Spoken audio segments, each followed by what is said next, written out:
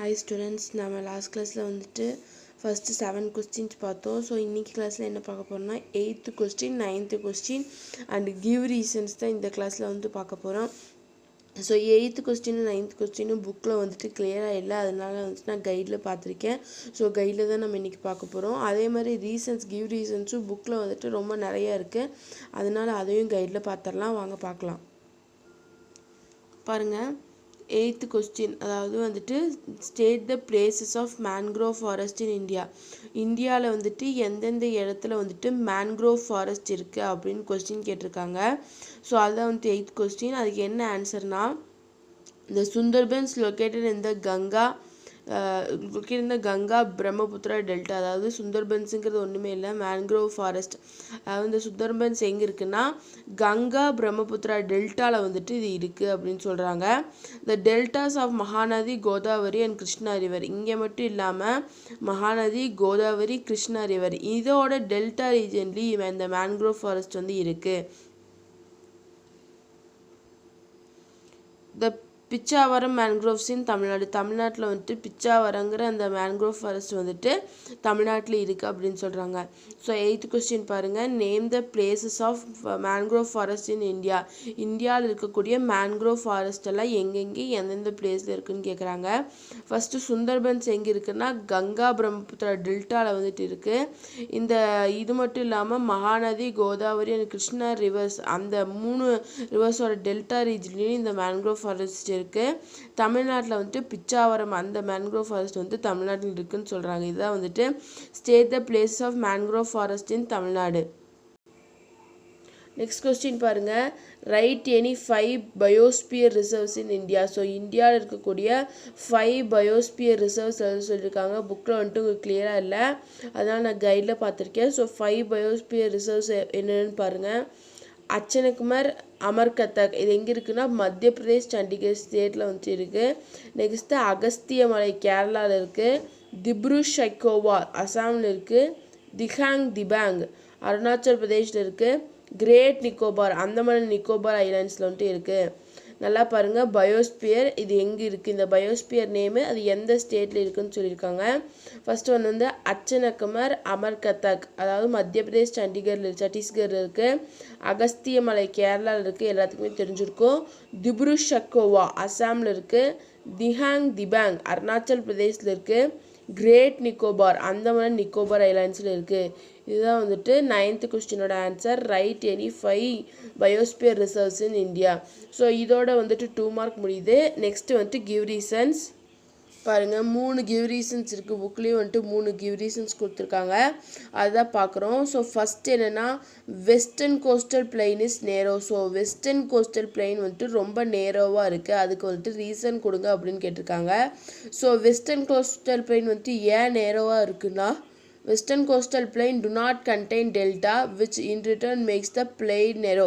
So ஒரு இடத்துல delta இருக்குது அப்படின்னா அந்த வெஸ்டர்ன் ஒரு பிளெயின் வந்துட்டு வளைஞ்சு போகும்.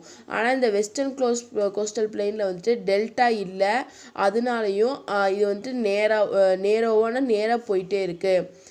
There is a lack of widening due to the absence of deposit. So அங்கே வந்துட்டு டெபாசிட் எதுவுமே இல்லாதனால கூட இந்த வெஸ்டர்ன் கோஸ்டல் பிளைன் வந்து ரொம்ப நேராக போகுது அப்படின்னு சொல்கிறாங்க.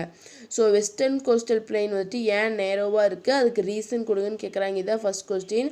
ஏன்னா இந்த வெஸ்டர்ன் கோஸ்டல் பிளைனில் டெல்டா ரீஜன் இல்லை, அதனால நேராக இருக்குது. ஸோ டெல்டா ரீஜனும் இல்லை, எந்த விதமான செடிமெண்ட்ஸும் வந்துட்டு அந்த வெஸ்டர்ன் கோஸ்டல் பிளைனில் வந்துட்டு இல்லை. ஸோ இந்த 2 காரணத்தினால தான் வெஸ்டர்ன் கோஸ்டல் பிளைன் வந்துட்டு நேரோவாக இருக்குது அப்படின்னு ஃபஸ்ட் கொஸ்டின் சொல்கிறோம். பாருங்கள், செகண்ட் கொஸ்டின் பாருங்கள். It has a tropical monsoon climate. Sorry, India has a tropical monsoon climate. So இந்தியாவில் வந்துட்டு ட்ராபிக்கல் மான்சூன் கிளைமேட் இருக்குது, அதுக்கு வந்துட்டு காரணம் கொடுங்க அப்படின்னு கேட்குறாங்க. So India has a tropical monsoon climate because most of India lies in the tropical belt and the climate of the place is influenced by the monsoon winds which blow in the tropics. So மோஸ்ட்டாக India எந்த இடத்துல locate ஆகிருக்கு, tropical belt, அதாவது வந்துட்டு ஏர்த்தில் அந்த latitude altitude இருக்கக்கூடிய அந்த tropical பெல்ட்டில் தான் வந்துட்டு இந்தியா வந்துட்டு லொக்கேட் ஆகிருக்கு. அது மட்டும் இல்லாமல் இதோட கிளைமேட் எப்படி இன்ஃப்ளூயன்ஸ் ஆகுது, இந்த மான்சூன் விண்ட் எப்படி ப்ளோ ஆகுதுன்னா டிராபிக் ரீஜன்லேருந்து இந்த மான்சூன் விண்ட் வந்து ப்ளோ ஆகுது. ஸோ அதனால தான் வந்துட்டு இந்தியாவில் வந்துட்டு டிராபிக்கல் மான்சூன் கிளைமேட் வந்து இருக்குது அப்படின்னு சொல்கிறோம்.